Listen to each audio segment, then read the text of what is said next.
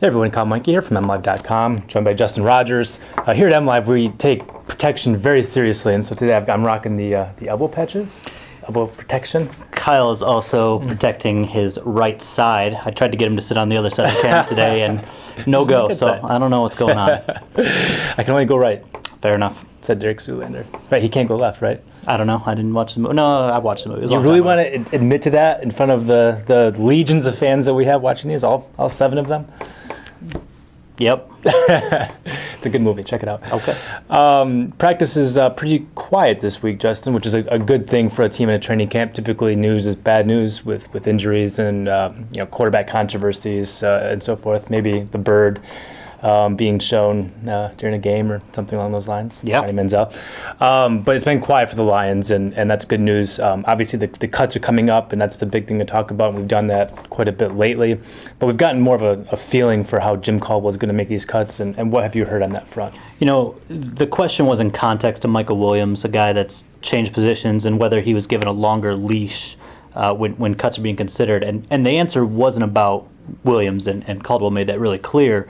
But what he said is he prefers guys that can contribute to winning now over, potential. And I know a lot of the popular guys right now are guys like Corey Fuller, George Wynn, Jerome Copeland. So, those guys have potential, but maybe not the immediate contributions that Caldwell is looking for.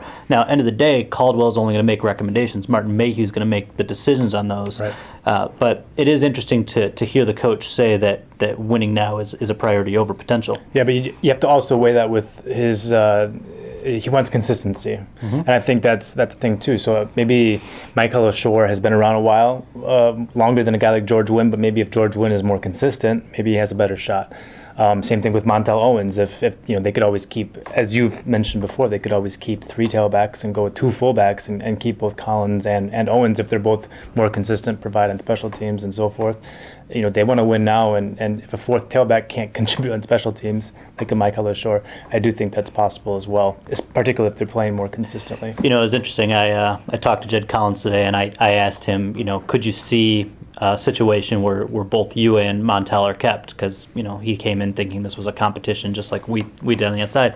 He said, yeah, I can think of a world where we're both kept and we both fit, and he goes, I can also think of a world where neither one of us are kept. So I can't. I They're can't keeping either. one. It really seemed like a long shot, but I guess Chad Abram can fist pump about that. An extension of this win now, more consistent mantra from Caldwell. This week Giorgio Tavecchio is going to get some first-team reps. They're going to alternate Freeze and Tavecchio in the game this week against Jacksonville, and I think that's significant because Nate Freeze is a draft pick, and he's a kicker, and he's going to get those first-team reps as long as they think he's going to be the guy, and he has to this point, and now he's not. They're going to alternate, and Tavecchio, who is not the draft pick, is outkicked Nate Freeze, and we've seen that throughout camp, even though Freeze has taken the first team reps, and now that's changing, and I think it's just further evidence of what we're seeing, which is Tavecchio has competed well, and I think in a lot of cases beat out Freeze in this competition. Obviously, there are factors at play that we don't know about, including with the draft pick. Do you really want to cut a draft pick and things like that? But if you're really talking about win now and consistency, at this point, Tavecchio has been the guy. Yeah, I don't think Freeze's 7th round status carries much water. Guys that are drafted 7th rounder cut all the time around the league. Lions cut their 7th rounder and their 6th rounder last year, so I don't think that's going to be a factor. What we don't know is we do know that Caldwell wants to alternate, basically kick attempts between Freeze and Tavecchio, getting them equal share against the opposing special team units. We don't know who's going to be holding, but based on some comments earlier this week, sounds like Drew Butler will probably continue to hold for Tavecchio. Caldwell has done that because he wants those guys to have a consistent holder, not because he doesn't want Tavecchio working with Sam Martin, but just they are different footed, so he doesn't want Martin flipping to sides and giving both of them inconsistent looks. That's what we got. Keep it right here at MLive throughout practice, and again, the Lions have the 3rd preseason game of the year, Friday night against Jacksonville. Big one for the Lions. For Justin Rogers, I'm Kyle Monkey. We're MLive. Keep it right here.